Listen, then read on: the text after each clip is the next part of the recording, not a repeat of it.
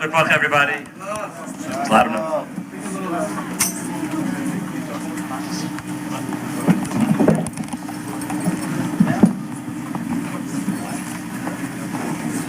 Menachem, good Woch, good Shabbos, good Shabbos. So for those of you, as Reb Shlomo used to say, you know, maybe there's one person who didn't hear who I am. I want to welcome you. I'm Rabbi Dinnerstein with the Carlebach Hasidim of Brooklyn. We're so happy that you've come for tonight's memorial remembrance and Malava Malka concert.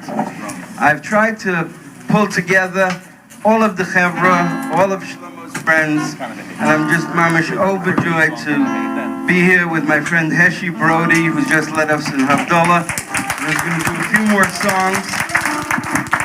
For those of you who maybe haven't heard, Heshi will be our guest chazan, storyteller, and rabbi next week. We will be in the shul, and we will have Shabbos davening Friday evening, Shabbos morning at 10, and dinner after davening. And so please give a wonderful Brooklyn welcome to our friend from New York City, Heshi Brody.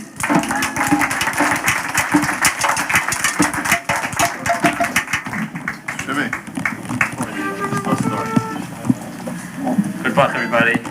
I'm just going to relate a little story that happened to me recently. I was driving to Woodmere to be Menachem with somebody. I was riding in my car with a friend, and we noticed that there was somebody in the car next to us.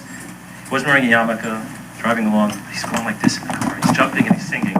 My friend says to me, he's got to be listening to Shlomo. I said, no, don't be silly. Look at him. He doesn't look Jewish even. I'm saying, he's probably listening to rock and roll.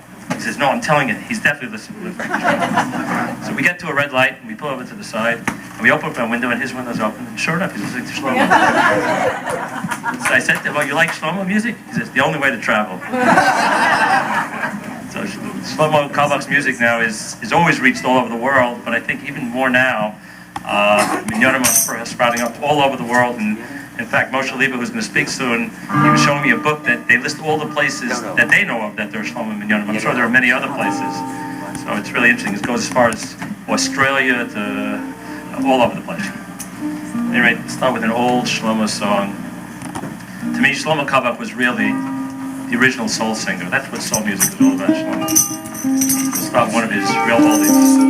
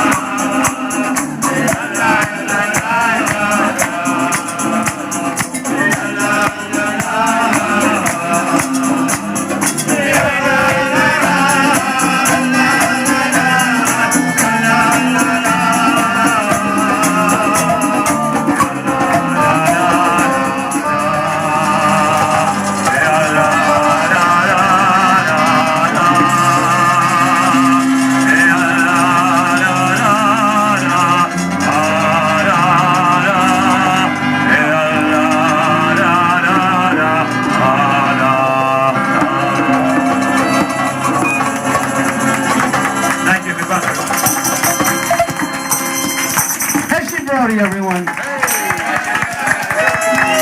A taste of the Shabbos to come. For those of you who came in a little late, Heshiv will be with us next Shabbos, starting with Kabbalah Shabbos. We hope that you'll all be coming. Right now, it's my great pleasure to begin again with one of the great Carlebach musicians. He happens to be someone who we've had the privilege of hearing at other memorials. He is a virtuoso. We call him the Shira Rebbe. Please give your kind attention to Menachem Feldman on violin.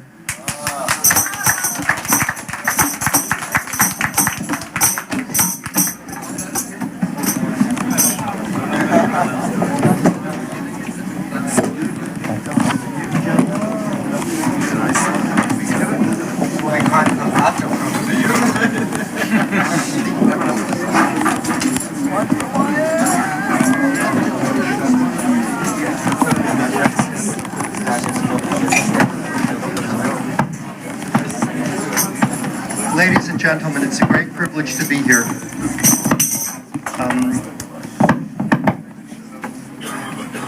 Shabbos was the parsha of hospitality, and in this particular shul right here, the lessons of Shabbos were clearly learned, insofar as I'm concerned, because it's such a privilege and pleasure to be here in this warm, beautiful environment. And, well, let's do some playing.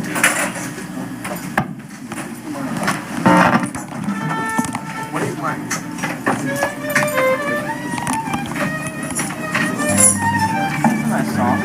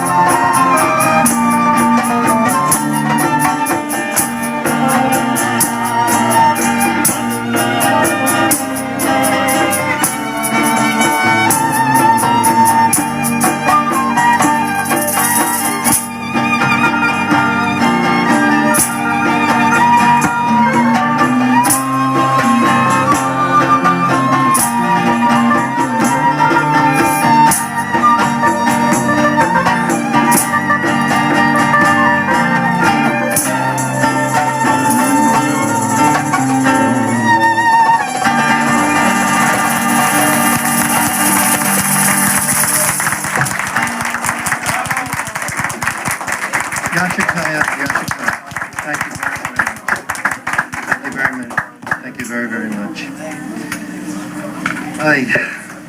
There's so much to say, but I guess my talking has to be mostly through the violin. It's very interesting. We have a parsha in the Torah called Ve'eschanan. Ve'eschanan means supplications. And Moshe Rabbi, when he prayed to the Kadosh Baruch Hu on behalf of the Jewish people, he davened in 515 ways. And the gematria, most everyone in here I'm sure knows that each letter has a numerology to it in the Lushan Kodesh. The gematria of Eschanan is 515, and the gematria of Tefillah is 515, and the gematria of Shira is also 515. So mamish, for me, I best reach the Kadosh Baruch Hu through my violin. The basis of violin playing is shofar blasen. If I might show you for a minute, if you would be interested, you have your unity of sound, you have your tekiah, then you have your shvurim, then you have your teruah. And these represent unities and separations in the oral, A-U-R-A-L sense, that are found throughout the Torah. And essentially speaking, let's move to the next niggun.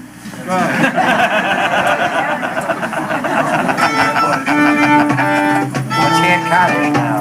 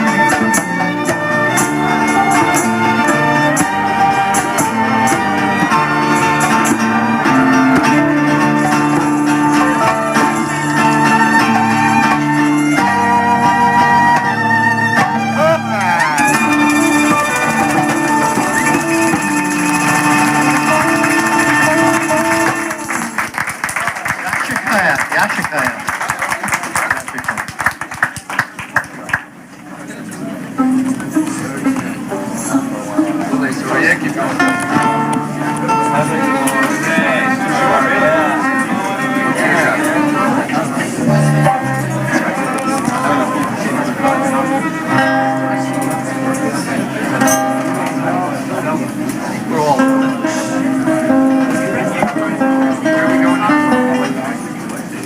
don't know.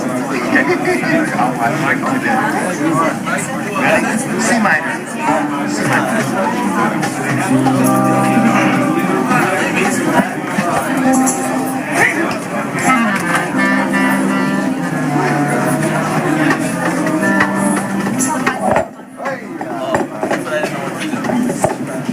Scared the hell out of me. We gaan een wissel de wijkers. De wijkers.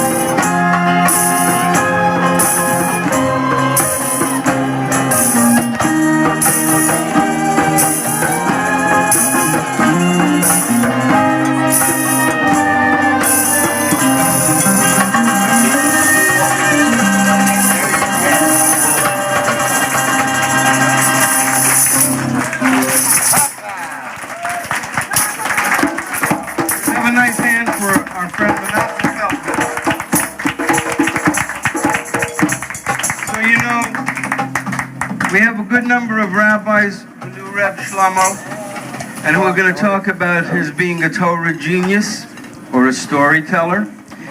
But since Menachem is such a great virtuoso, I want him to say a few words about where he thinks Shlomo's music would be in terms of the spectrum of musical accomplishments. Thank you very much. Mamish, as a violinist, I'm familiar basically with most of the literature in the classical vein. I've explored, I don't play on Shabbos, which is why basically I don't play in the concert halls. I don't play Friday night and I don't play Saturday night in the concert halls. And I won't for any kind of money, because I don't need that kind of money. But on an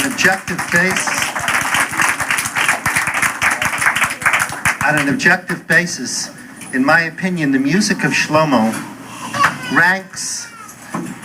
First of all, it's universal, and it's like Torah. It's for everybody on all levels.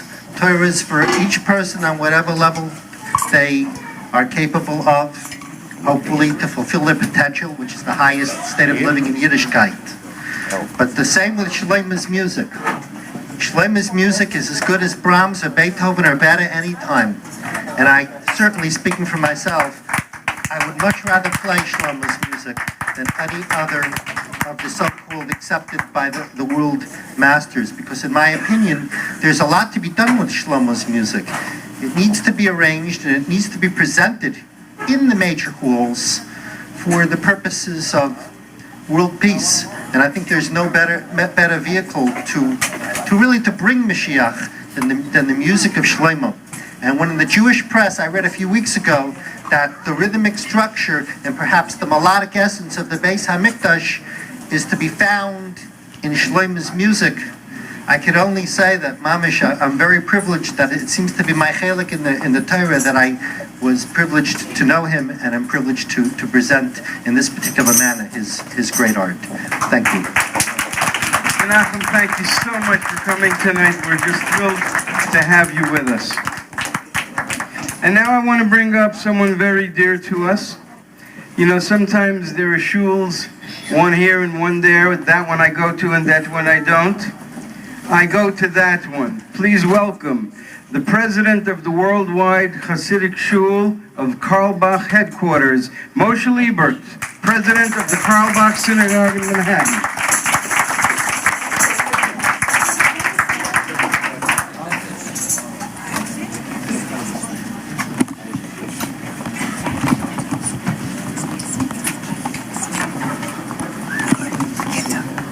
With the boss. So good to be here. It's so good to hear Menachem and Heshi and this wonderful, wonderful band. We have a little applause for this terrific Hebrew band here.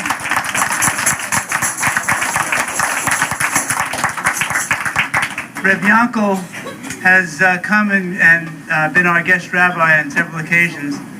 And he asked me to come and say a few words on this memorial for this. We had ours last week, and I must tell you that I think Heshi alluded to it, but the Carlebach Minyanim is spreading out all over the world. It's spreading out. There's a minyan at the Kotel. There's one at the Malpelah. There's one in. There's one in every borough here. It's all over the United States. It's all over the world. Costa Rica, South Africa, South America, Australia, and right here we have we have 4 of the 5 boroughs represented. We have Staten Island with Rebbe Eliezer, and Yankel here in Brooklyn, and Yitzhak Friedman Yitzhak in Queens, Finneman, and Jersey, Stroil, Finneman. Thank you. So it's wonderful that his minyanim and his music is traveling all over, as we knew it would as we knew it would. And there's hope that also his learning, which was so dear to him, and his Torahs, will also be disseminated all over the world. Certainly there has been the Carlebach Shul has its Carlebach Yeshiva and its Carlebach Institute, and we are inviting everybody to come and learn. We have Rabbanim from all over that come and give classes, and you're all invited for that.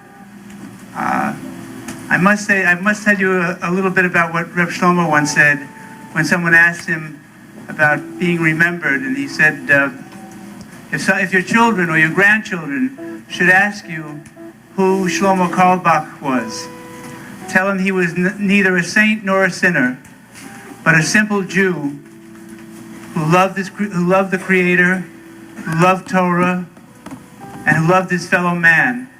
And his only ambition was to draw them all together, which he did in remarkable ways that anyone who ever met him can attest to. He was the great connector.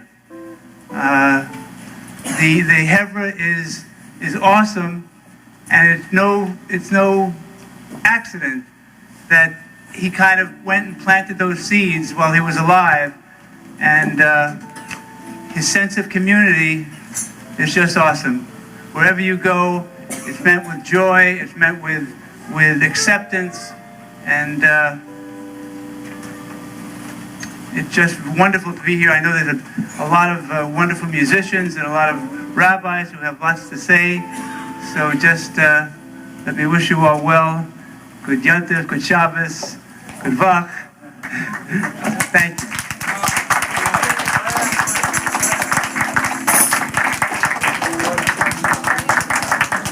Thank you so much, Moshe.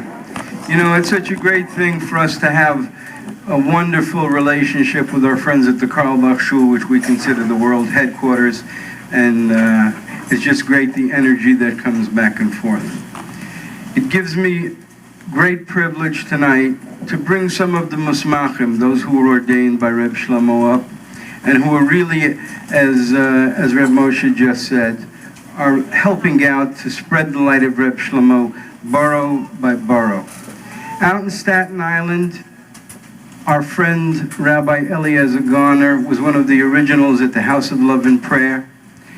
Lately, he and his Rebbetzin, the Rockin Rebbetzin, Michele, have been heard on Staten Island radio stations. They're sharing Shlomo's light, and I want to bring him up right now. Please give a warm welcome to Rabbi Eliezer Garner.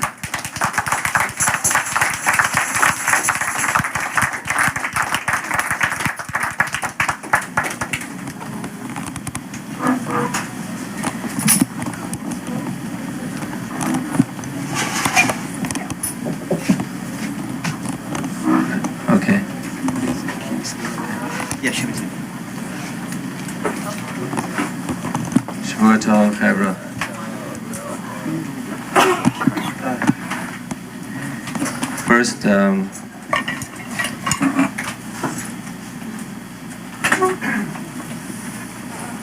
like to sing two songs that they're not from Shlomo. They're from that time, that magical, mystical time in 1967, when Shlomo had a House of Love and Prayer in San Francisco. And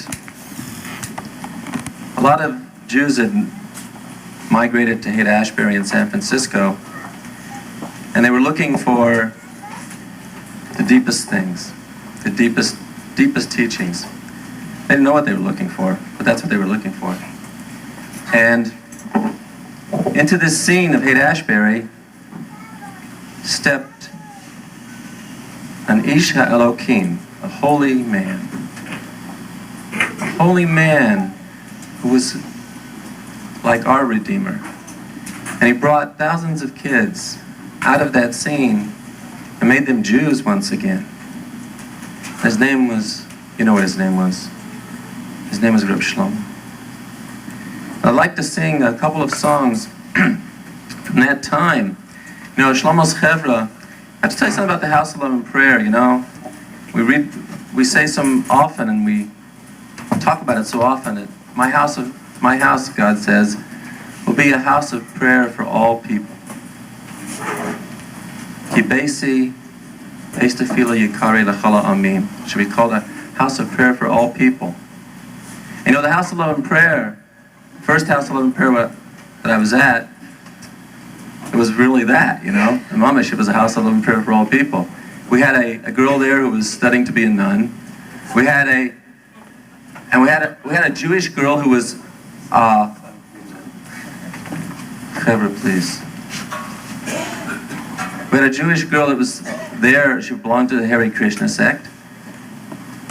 And we had Sufis, Muslims, but the majority of us was Jews. But when we got together Friday night, Mamish, we got together Friday night, we really tasted the taste of the world to come, the taste of the great day, the taste of Mashiach. And Shlomo was leading us there. So, do me a favor, Chevra, don't play on the first two songs, because really, Mamish, I want to sing something special. These are songs that, we used to sit around the House of Love and Prayer, and we used to sing songs and compose little melodies that were about the great day, and there's one of them. Lord, I heard a new song of the day, of the morning to come. Lord, I heard a new song of the day, of the morning to come. Lord, I can't wait for that day, can't wait for that morning to come. My Lord, I can't wait for that day, can't wait for that day, for the morning to come. Lord, I can't wait for that day, can't wait for that day, for the morning to come. Oh Lord, I can't wait for that day, can't wait for that day, for the morning to come. Here's another song. Basically the first House of Love and Prayer, there were three guys who were Shlomo's top people there, were sort of like taking charge of it. That was Eliyahu Sukkot, and who I see every year now in Uman, Rosh Hashanah time. Aryeh Cooper-Smith, which I'm sure we all know, Yitta knows, interviewed for her book, and Humble Me. And when Eliyahu, the Chevra, after we were in the House of Love and Prayer, we decided we had to go to Yerushalayim. Shlomo was talking about Yerushalayim, so okay, so we'll go. We opened up a House of Love and Prayer in Yerushalayim, but when Eliyahu decided he was going to go to Yerushalayim, he made up this thing, and it was Mamash Gavol. We're on our way to the promised land. We're on our way to the promised land. We're on our way to the promised land. Lord, oh Lord, we're on our way. You can join me. We're on our way to Yerushalayim. We're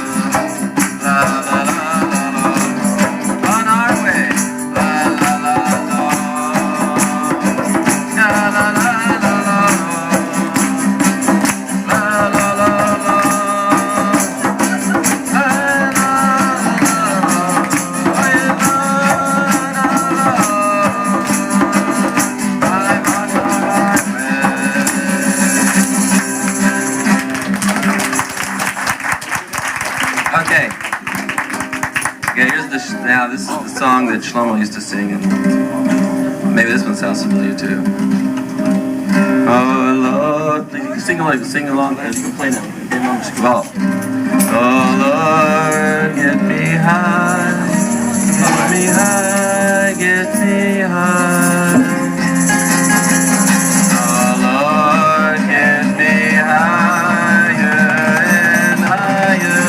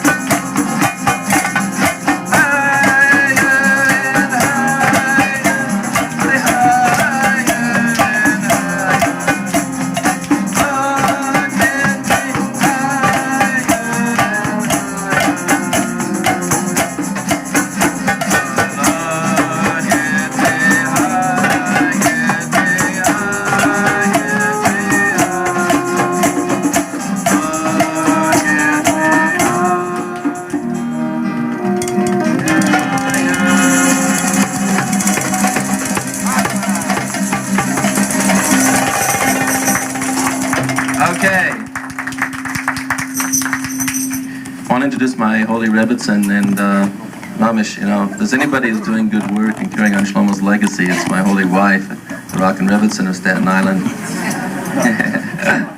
And come on, Sister Michele.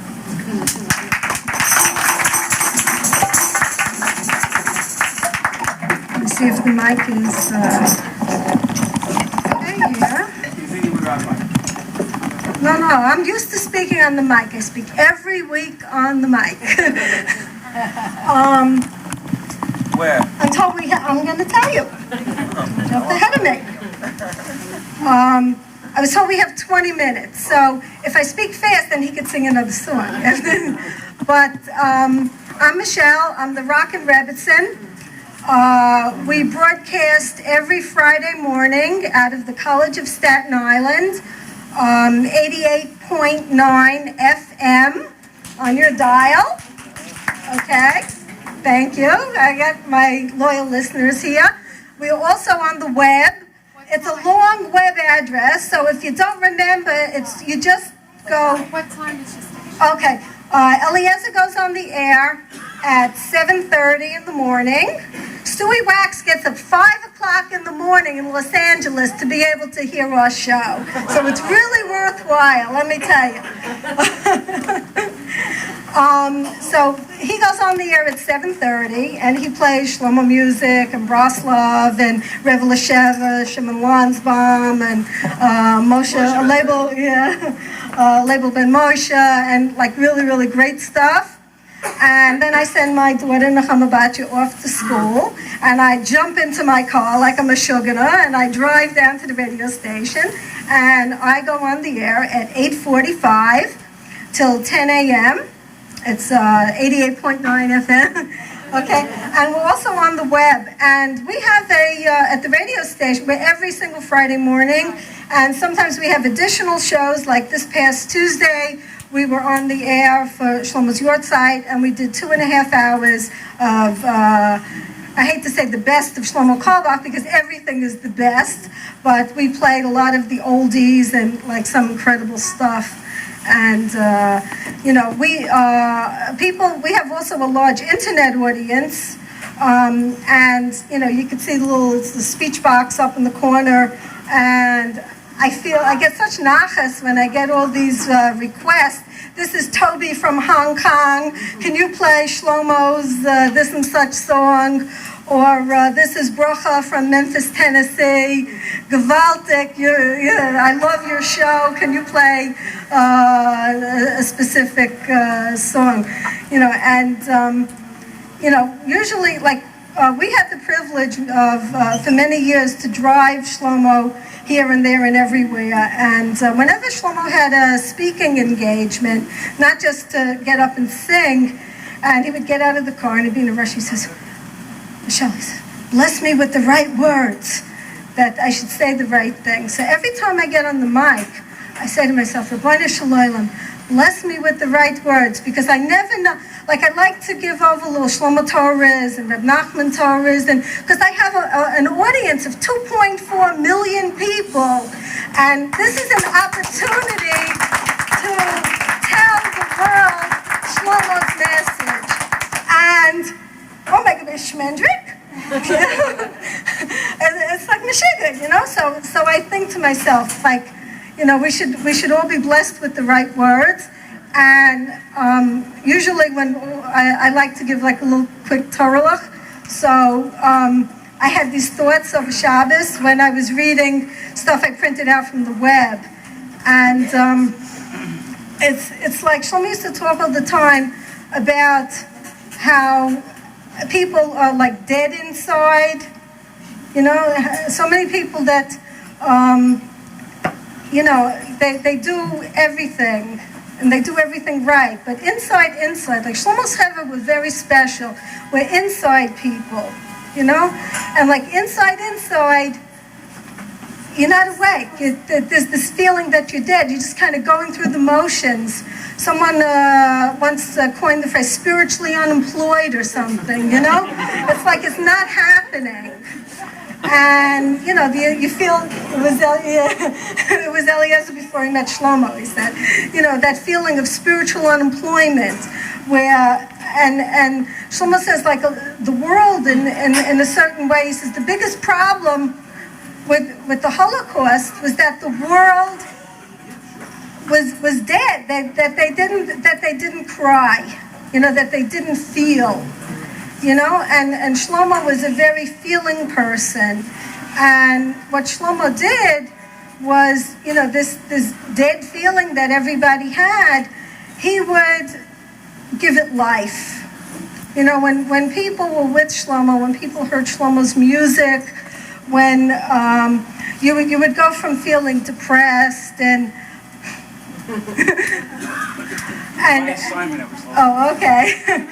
and just sort of not happening, or kind of stuck, and not being able to move in your life. And then after you met Shlomo, all of a sudden you felt energized, like someone boosted your batteries, and now you're ready to kind of get out there and kind of be an incredible Jew and have Shabbos that's kind of from being just like a sleepy Shabbos and going through the motions. All of a sudden Shabbos lights up like a big light bulb, and it was like transforming us kind of from being in a kind of ordinary state to a very incredibly elevated, wonderful, beautiful, state. And I was thinking, like, we've all been so blessed to have had a taste of this Shabbos experience and this Yiddishkeit experience. And, I think to carry on Shlomo's legacy, we have to get out there to the rest of the world. It's incumbent on each and every one of us in our own special way, because everybody meets people in different facets of life and everybody does it different. But this is Shlomo's message, and this is what this is what I see as our work, to take this experience and kind of bring it out more to the world. So, Baruch Hashem, I have the opportunity to be on the mic to 2.4 million people every week, and I hope you'll tune in and listen to my show. Send me a little email, and I'll be happy to play a special request for you. And it's a pleasure to be here. I want to thank Uncle Dinnerstein, who I supervise for his MSW, by the way, for remembering us and putting us on the program. It's been an absolute delight to be here, and we feel very honored that we've been invited and included. And I don't know if this time Eliezer can sing another song. I just want to say one more thing, because Michele, being Michele, my holy wife, she forgot the most important thing. Her show that starts at 8:45 is Jewish female vocalists. It's mamish. It's called the Kol Isha show. So just in case you guys want to know. Oh, I thought everybody. No, not everybody knows, man. So a Kol Isha show, because she's playing Susan Cates and Neshama Carlebach, all sorts of female Muller. A lot of the chevra that Shlomo's mamish, Shlomo wanted his holy sisters to really mamish come out in the world and mamish be a gewalt. And the holy sisters now have a real opportunity through her show to sing their music, to play their songs, and a lot of it's Shlomo's Nagunim sang by women. And my holy wife is mamish paving new paths in this area. So I want to bless her with mamish atzlacha and bracha. Reb Joel. And if you know anybody who wants to send me a tape, I'd be glad to. Thank you so much for coming in. All the way from Staten Island, so when you go out there, you know who the Chevra are. So friends, it was 1980, and that's when I met our next guest speaker. He's an old, very close friend of Reb Shlomo's. He's also been carrying the tradition, maybe a little more difficult because he's based in the center of Brooklyn. He's perhaps one of the greatest leaders of the Jewish outreach movement. His shul is packed every Shabbos. He is the rabbi of the Flatbush Minyan. Please welcome, member of the board of directors of Orki Tov, Rabbi Meir Fun.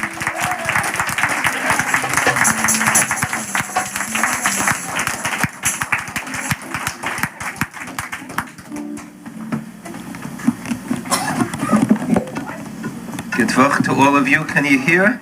Yes. Beautiful.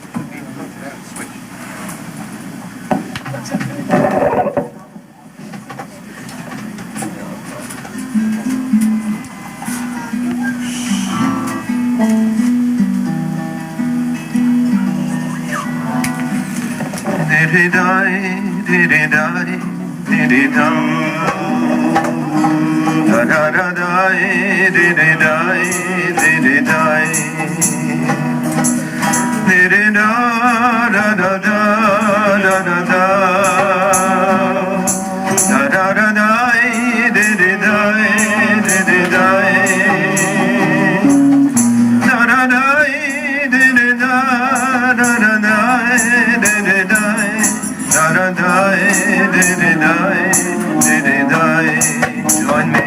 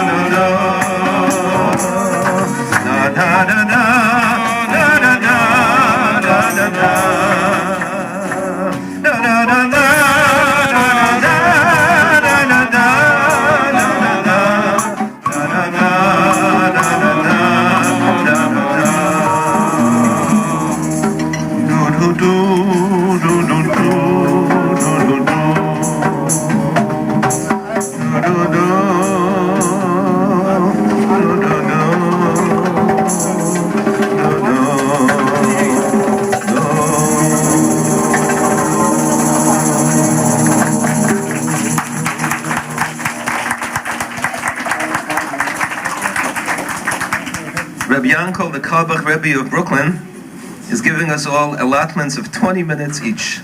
So I have to stick to my time zone, and I, Be'ezer Hashem, intend to do so.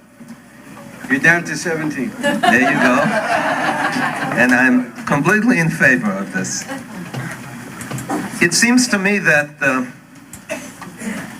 what this evening is all about is very much the essence of the opening picture we have in Parshas Vayera. Vayera Elov Hashem, Avraham Avinu, is sitting in the ultimate conference of all conferences. He's got a private meeting with the Ribono Shel Olam himself. And suddenly, there's a call coming in. V'hinei shlosha anoshim nitzavim olav. 3 Arabs with the dust of their idolatry clinging to their feet are shuffling through the sand toward Avraham Avinu's abode. And what does Avraham Avinu do?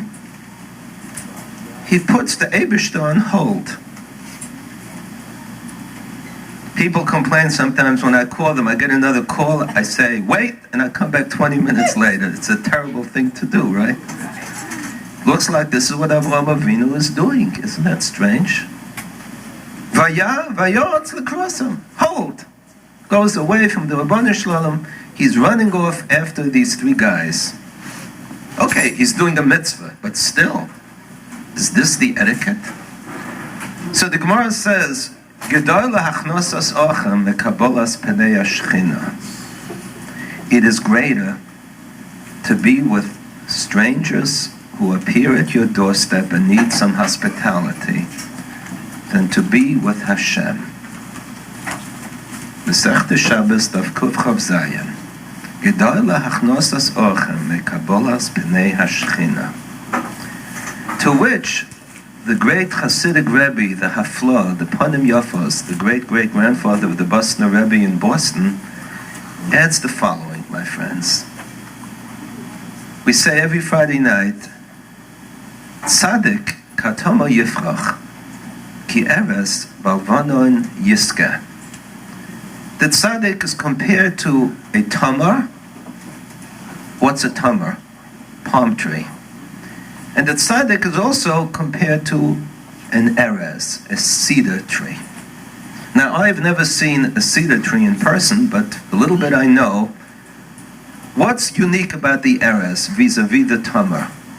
And what's unique about the tamar vis-a-vis the erez? What does the palm possess that's unique vis-a-vis the cedar and vice versa?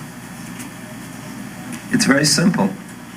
The cedar is very tall, like a what do they call it? A redwood. It's a tall tree, but it's barren. No fruits grow on the erez. The tamar is a midget compared to the cedar, but it's flourishing with dates. And the Panim Yofa says, the crux of the matter is, we can go with our lives in one of two directions. Either you can find your way higher, higher, higher, you can steigen learning in tefillah, in avodas Hashem, by yourself, in which case you are very tall. Or you can seek to give over what you have to others. I'm thinking, by way of example, of my Rebbe, Rabbi Soloveitchik, who would every Tuesday get on a plane, leave Boston, come to New York. That takes the whole morning. Then he would give a 3-hour shiur to us boys in the afternoon. Then he would go and give a shiur in the evening in a little synagogue in the Upper West Side. That knocked off Tuesday. Then Wednesday he would give another shiur from 10 to 1:30. And then Thursday another 3 hours. You know what he could have done if he would have sat in a room all by himself during all that time? How much in his own learning he could have grown? How many more svarim he could have written? So he chose the path of the tamar vis-a-vis the erez. So I won't be so tall. If I don't grow so tall in a vertical direction, I'll extend myself horizontally. I'll give over to my students. I'll share with others. The psak, the ruling of Gedola Hachnosas Ochem Ekabolas B'nei Ashchina, on the face of it, doesn't have much to do with us, because facts of life, how many of us are going to have the actual choice to make between being with a Shechina or being with guests? That's Avraham Avinu's choice. That's not your choice and my choice. But our choice on our level is, how much should I work on myself, or how much should I stunt my own spiritual growth, my learning growth, in order to be able to give over? And frankly, I think a great deal about our Rebbe Reb Shlomo in this respect. There was a time when he was scheduled to be one of the greatest future Rosh Yeshivas in America. He was the pride and joy of Rabbi Ann Cutler in Lakewood. He was going to grow and be a very tall cedar tree. And then he met the Lubavitcher Rebbe, Rabbi Yosef Yitzchak. And the Rebbe said to him, go out and warm up Jewish hearts. And the question was, and years later he would still reflect on that question. I remember many discussions over the years on this point. The question was, should I forfeit my own potential as a great Rosh Yeshiva or a great Talmid Chacham? Let's not say Rosh Yeshiva.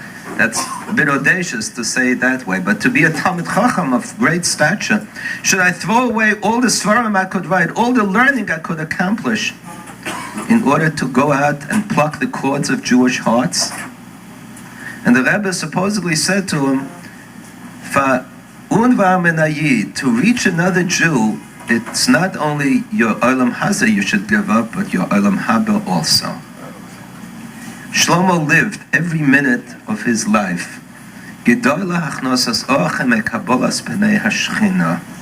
For the sake of the millions of neshamas that he reached and continues to reach, he stunted himself.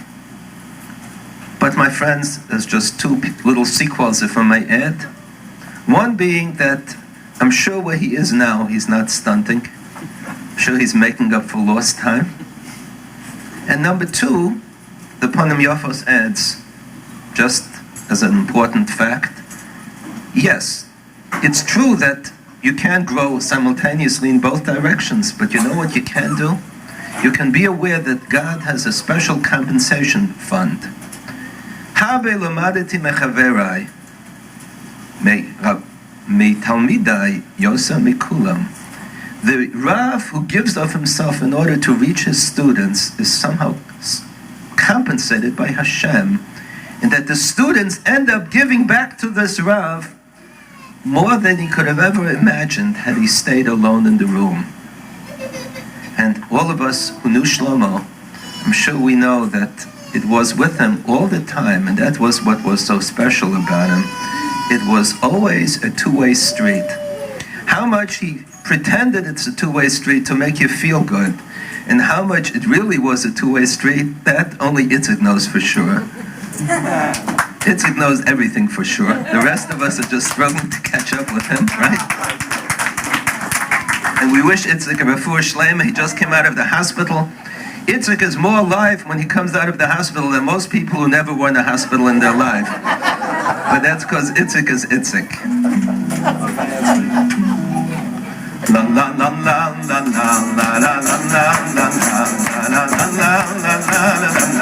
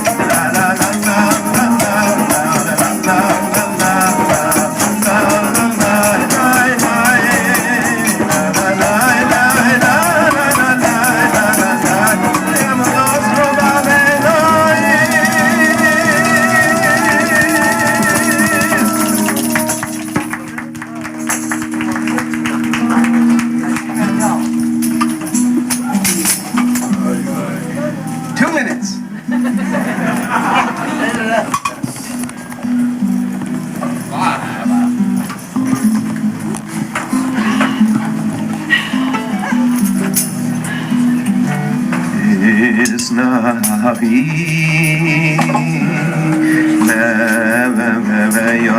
Yafakumi Yafakumi Hoylev Shebegdei Sefateich Amin Sefateich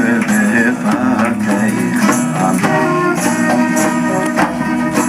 La la la la la la La la la la la la la la la La la la la la Oy Shebegdei Sefateich Amin Sefateich Oy al Yad Ben Yishai Oy Beis Halachmei Oy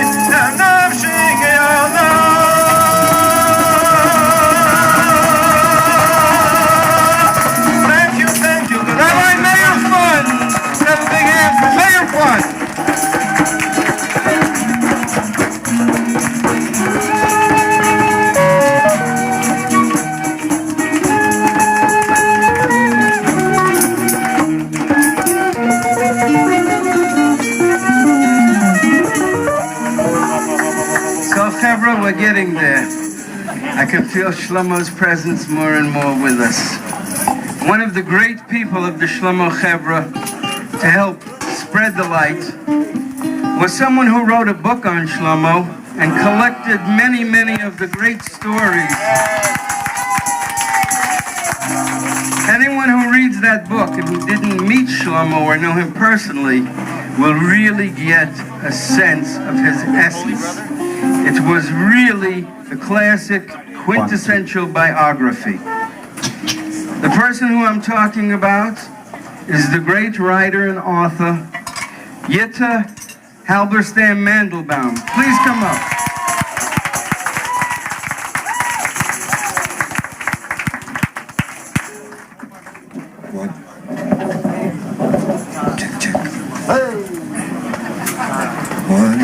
You know, when you become a Carlebach chassid, it's de rigueur to adopt 7 expressions into your parlance. Mamish, Gewalt, awesome, holy brothers and sisters, highest, tops, good Shabbos, good Yantiv. So let me show you how you can string it all together in one declarative sentence. Mamish, it's a Gewalt, it's awesome to be here tonight with my holy brothers and sisters, because you're the highest and you're the tops.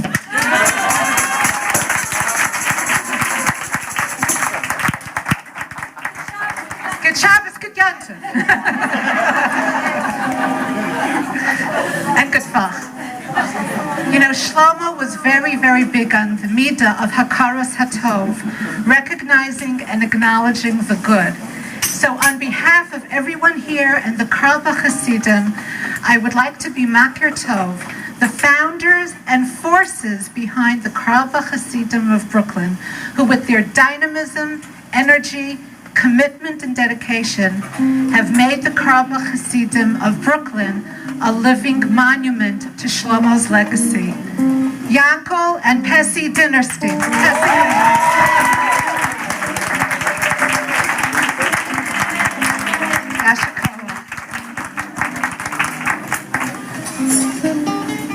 Every town has its fair share of saints and sinners, and the town of Mezhebish was no exception. For a saint, Mezhebish had the holy Baal Shem Tov, and for a sinner, it had Michele the Ganef. Michele the Ganef, oh, was he a Ganef? He was a cute little Ganef with gleaming eyes and a wicked smile, but he was a Ganef nonetheless. Every single major heist that was perpetrated in Mezhebish was perpetrated by none other than Michele the Ganef. Miraculously, after decades of thieving throughout Mezhebish, Michele had never been arrested once, never caught by the authorities, although they had always been hot on his trail. How did that happen? Michele had a secret protector, the holy Baal Shem Tov. Every time Michele would perpetrate a heist and the police would be hot on his trail, Michele would hurtle through the Baal Shem Tov study and say, "Quick, Rebbe, give me a bracha that I not be caught." And the holy Baal Shem Tov would give Michele a bracha that he not be caught. And miraculously, the police chase would be called off.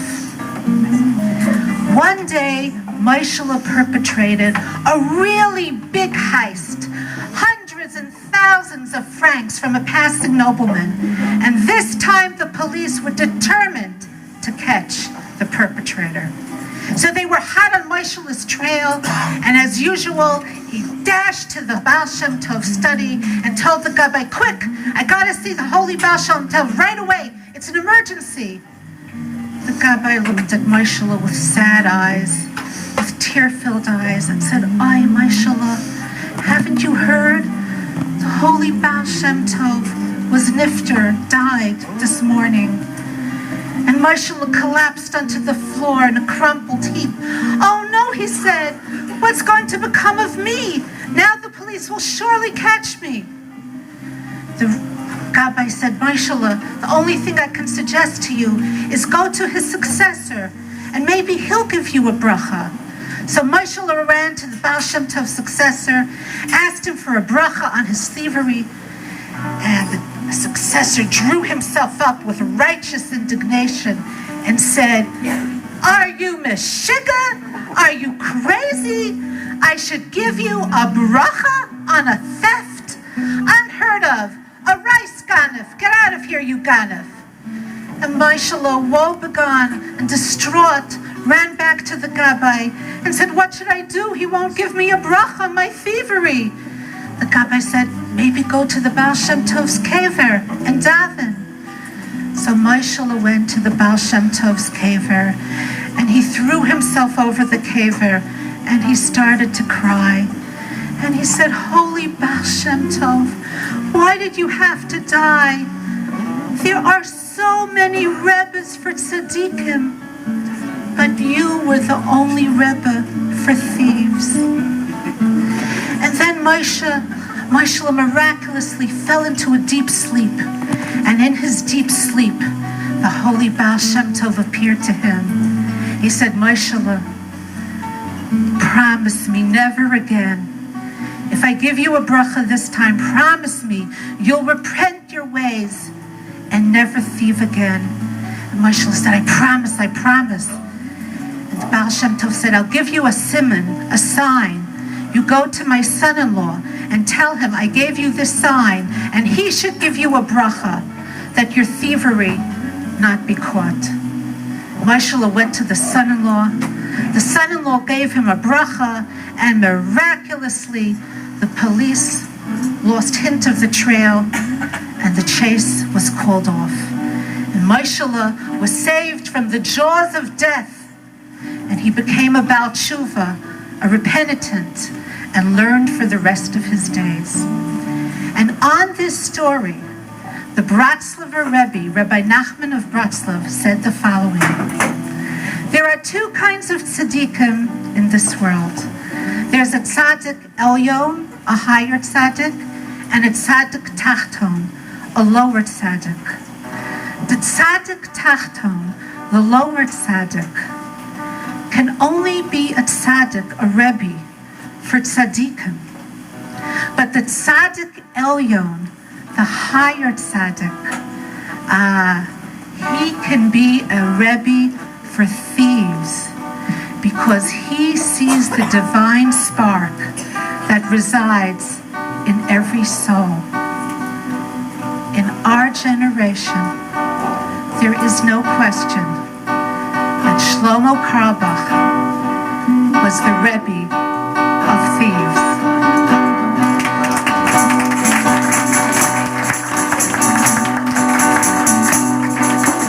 One fateful day, God in heaven decreed, I am sending the Jews someone they sorely need. He will travel the earth for as long as he lives, taking nothing for all that he gives.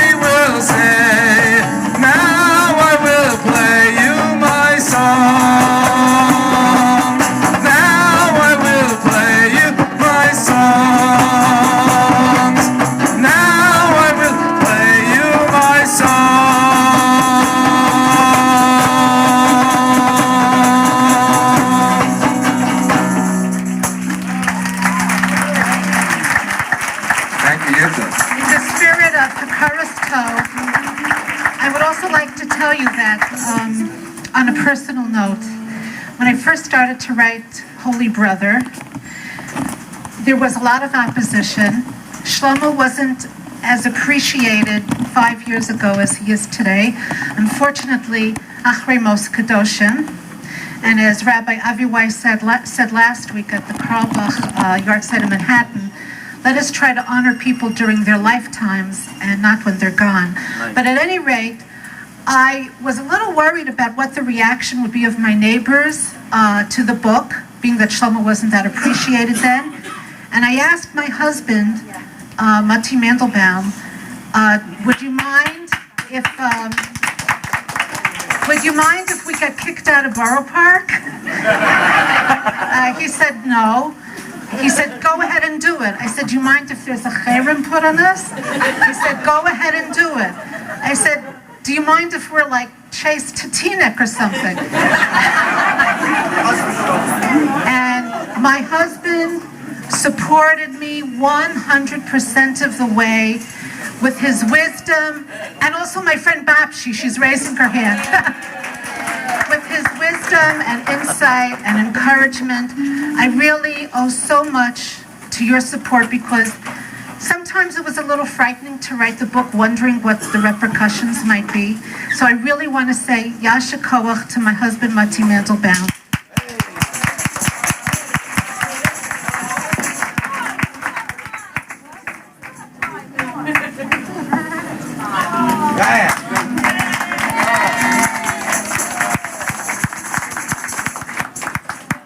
Thank you so much, Yitta. Can you hear me okay? No. Can you hear me okay? Okay, that's great. So, Yitta is the co-chair of this event. I just want to introduce our other co-chair, although he's going to be speaking later, right out of the hospital from his healing bed to us. Please welcome Rabbi Yitzhak Eisenstadt in the front row here. Yitzhak, I'm so happy that you came. Thank you so much. One of Shlomo's oldest, dearest friends.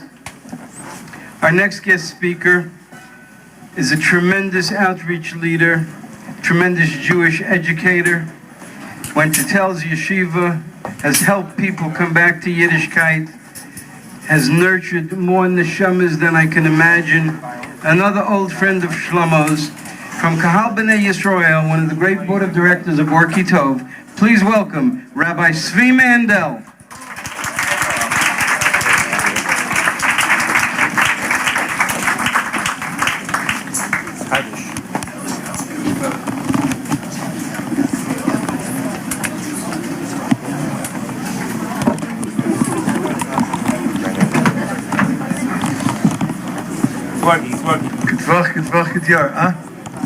It's working, Baruch Hashem. As you've heard previously, Baruch Hashem, I have the honor of speaking for 20 minutes. And before I speak, it's really an honor and a zchus for me to be here today, and I appreciate very much you inviting me, Brother Yankel and Rebbetzin Pes. It's great to see Rebbetzin Yitta and Yiddish, Baruch Hashem, and all our good friends. I have to mention my Machteinister, Rebbetzin Ora, Gewalt. And I really have to thank my Rebbetzin Machteinister, because her son Yechiel turned my daughter on to Shlomo, and that's mamish something special. I didn't think anyone would turn her on to Shlomo. Anyway, so two things I just want to mention before I begin. How many minutes? 17. 17. Communion type. If I'd have to mention all our special brothers and sisters, of course that will take about the next 17 minutes. So we'll start right here. First of all, Rebbe Eliezer and Rebbetzin Michele, when we hear them, it's like mamish, the b'chinas, like Rashi says by Ruvain, Reishis Kaichi, Reishis Saini, mamish, like, it's a whole different time, It's mamish special. If Rebbetzin agrees, then it must be true. In this week's Pasha, we have something very, very interesting going on. Our Holy Mother, Sarah, who is portrayed as a liar, And the Torah Kedusha openly says, "V'atachachesh Sarah." Perhaps it's the first time it says about a liar in the Torah, besides actually other Marishan. But mamish to say that she was lying, "V'atachachesh." The Torah says, "Witness that she's a liar." And what's even more mind-boggling is that her lies, if they're lies the way we understand it, which with Hashem's help I hope to explain it's not, her lies become eternity. Because later on in the Pasha, when she names Yitzchak, and we all know that when a mother or father names a child, it's Ruach HaKodesh, it's open prophecy. In fact, I heard once that the Heilig Lubavitch Rebbetzin, when someone asked what name to give their child, so he didn't allow, he said, you have to give the child. He says, once in your lifetime, Hashem gives you Ruach HaKodesh, so you're coming to me? So the Heilig Asara Imenu, when she wants to give her son a name, so she names her son after the lies. And the Torah openly says that everybody's going to live. Who could believe such a thing? And so she named him Yitzchak. What's going on? Obviously, it's something deeper than the eye could see on the surface.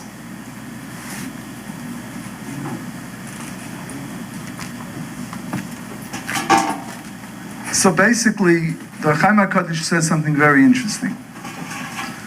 The Holy Ohr Chaim says that we find the Pasha before that Avram also laughed at Hashem. Why isn't he rebuked about it?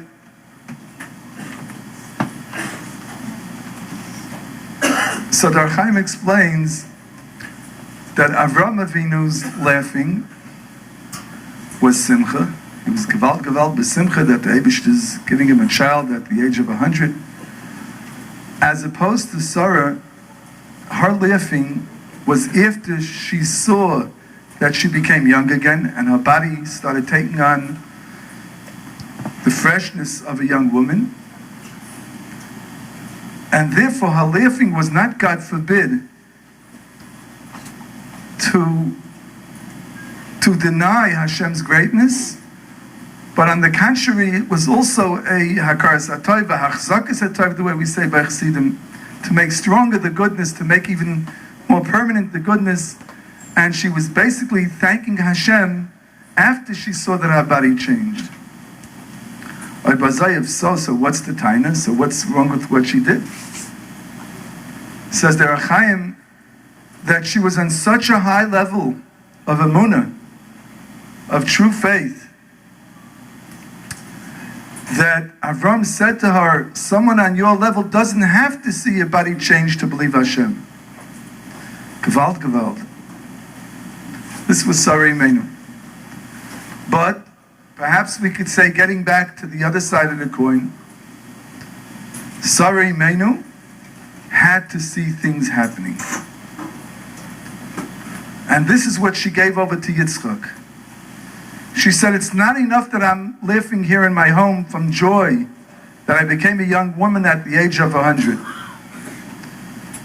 I have to see that other people are also laughing. And this is what Yitzchak Avinu was. The Mesiras Nefesh of Yitzchak, lying on the altar, so that all the future generations can be Mesiras Nefesh for Yiddishkeit on whatever level, whether it's the level of the concentration camp, whether it's the level of Galus America. The Mesiras Nefesh of Yitzchak had to come with joy, because without joy it couldn't have happened. We could all honestly say, and I have to say honestly because we know that by Chassidim, many Chassidim, especially by the Russian Chassidim in Lubavitch and Stone and Square, they don't make any eulogies by the funeral. 30 days later, Shloshim, a group of friends, family, get together and they tell stories. Came out this afternoon, we were talking by the Shabbos table. So one of our best sisters, a convert from Sweden, in fact, very special woman. So when I mentioned this, she said, what's the pshat? What is this? By Chassidim, you know? So I told her that every word that's said by a eulogy, by a levaya, by a funeral, God forbid, it shouldn't happen. Mamish, mamish in heaven, they go to the person, they say, is this truly who you were? It's mamish dangerous. You don't just stand talk narishkeit. And somebody passed away recently, I don't want to talk bid, who I knew personally. He was a Rebbe of mine many, many years ago. And they wrote on him this and that and the other thing. It's a nishkin joke. It's not a joke when you say somebody by a levaya. 30 days later, when there's a little more yeshiva das, when there's peace of mind, and the heart is a little distilled, perhaps then we could reflect on who the person was. Perhaps like Rebbetzin Yitta, with a beautiful book, and with a presentation tonight, it's true that people are realizing now who Shlomo was. And you wouldn't believe the Rabbanim and the Rosh Yeshivas that have spoken to me and then asked me, is this who the person was? And blows their mind. And for eternity, it's blowing our mind. However, this is mamish who Shlomo was. Shlomo had to see action. Shlomo was a bechina, his emunah was Sari Imenu, was Yitzchak. Emunah is great. I could sit in the Beis Medrash and wax a Baal Shem Tov or Reb Shimba Yochai, but what's happening to the generation? What's happening to the people outside the walls? Where's the Beis Medrash without walls? And truthfully, though I had the special honor and zchus to know this great tzaddik and gon in his lifetime, but as time goes on, we hear different things and different revelations. And in fact, I have to tell you that one of the things, and this is really, one of the things I hated the most when I went up to the West Side, and maybe perhaps it's one of the reasons why Yankel's giving everybody 20 minutes, is because the Torah would just go on and on and on. And being honest, and it bothered me. And everybody knew that Shlomo was the Elisha Be'Elohim, he was a Gavaldic genius, and what Rabbi said on him, and what the Yamshinova said about him, and it goes on and on. And those that know of the present Gedali Yisrael, the Tzaddik Yemis that knew of him, the Heilig Yamshinova Rebbe Zayingezint, and other Paiskim and Gedali Yisrael, even from the Litvish fronts, that knew of him and knew of his work, what they held of him and what they thought of him. But after his big Elois, it just went on and on. So Holy Brother Itzik recently told me a thing that mamish appeased me.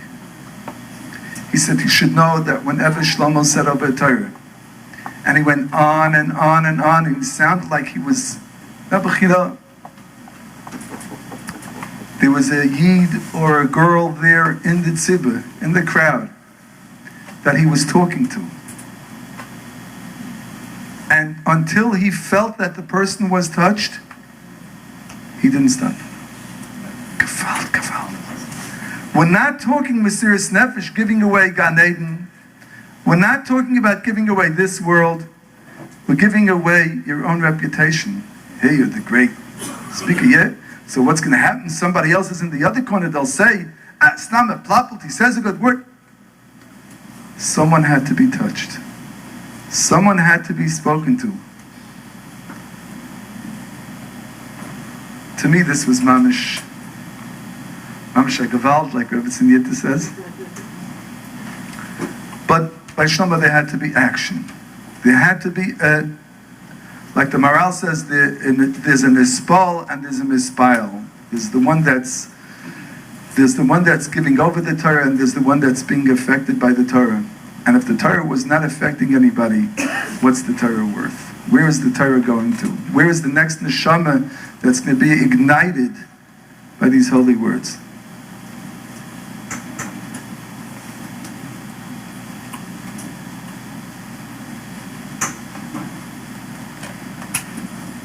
So, since it's Motzei Shabbos, and since I never thought I'd have the honor of speaking after Tzanza Einikel when I come from 200 years of Rishon Chassidim, But b'chol ofen, I want to give over a gewalt story that I heard from the Heilige Shineva. In fact, I heard it from Rabbi Goldwasser Zayin. And here is a young man, a rabbi in the community, in your community here in Flatbush. Taka Mamish, something special, I have to say. I knew him from years ago, but recently I heard him, and Mamish with the heart, a rabbi with a heart. So we have to give those praises. But anyway, so he tells me a ma'aseh with the Shineva like this. It's Matzah Shabbos, you have to tell over a story from a tzaddik. For many tzaddikim. In the city of Shinev, once on a Friday night, there came a very simple village boy from a different town, somewhere in Galicia, Poland. And he sees the way Friday night by the Tish, everybody's running to the Rebbe, giving l'chaim. So he runs over and gives l'chaim also. Simple country boy. And the Rebbe gives him a big smile, l'chaim, l'chaim, Tom Shalom, get Shabbos. And the boy felt so encouraged, Nebuch. He says, Rebbe, you've encouraged me so much. In 3 months from now, I'm a chassan. 3 months from now, I'm getting married. I'm inviting the Rebbe to come to my little shtetl for my oifruf.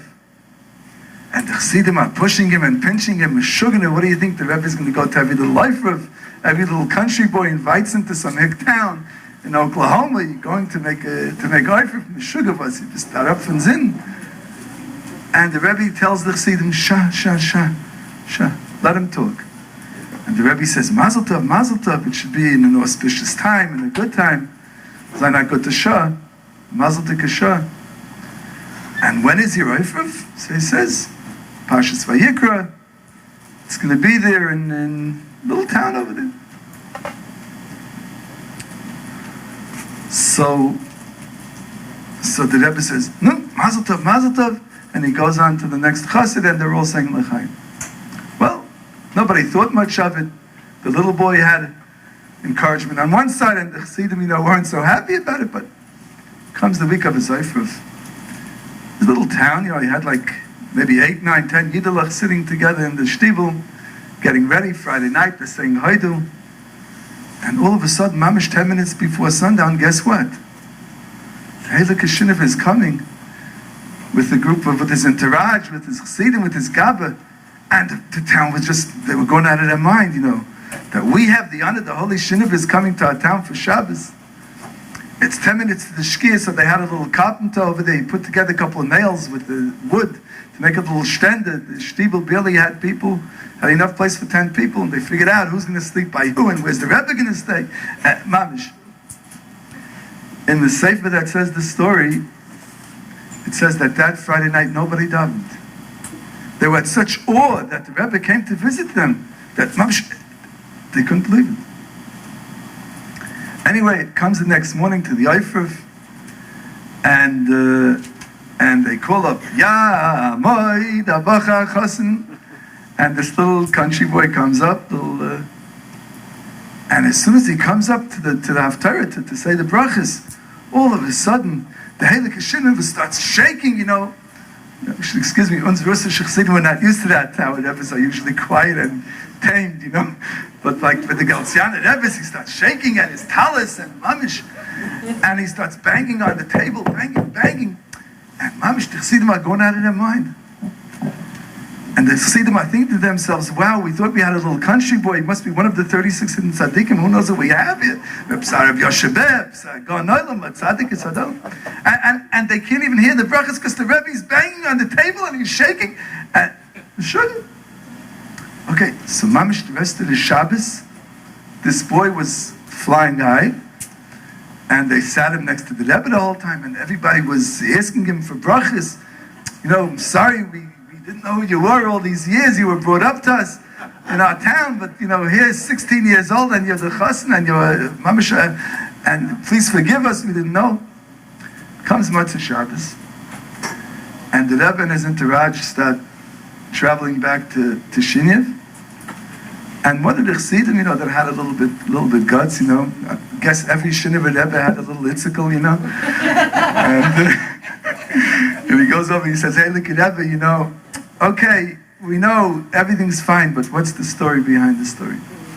Rebbe says, it's very, very simple, he says, when this boy came to give me l'chaim, when he was in Shini for Shabbos, I noticed he could barely speak Hebrew.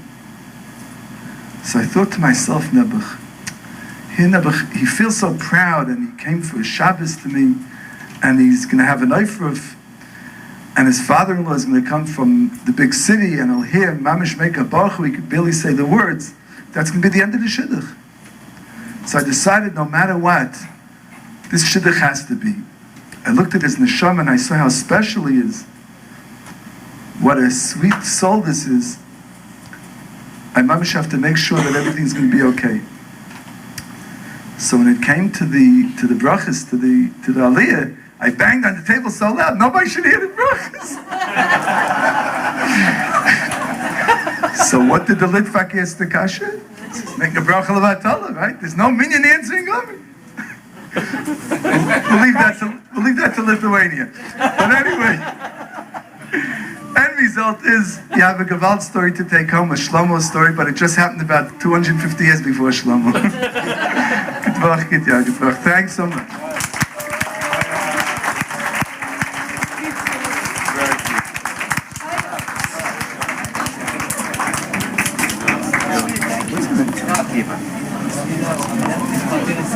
Very cute.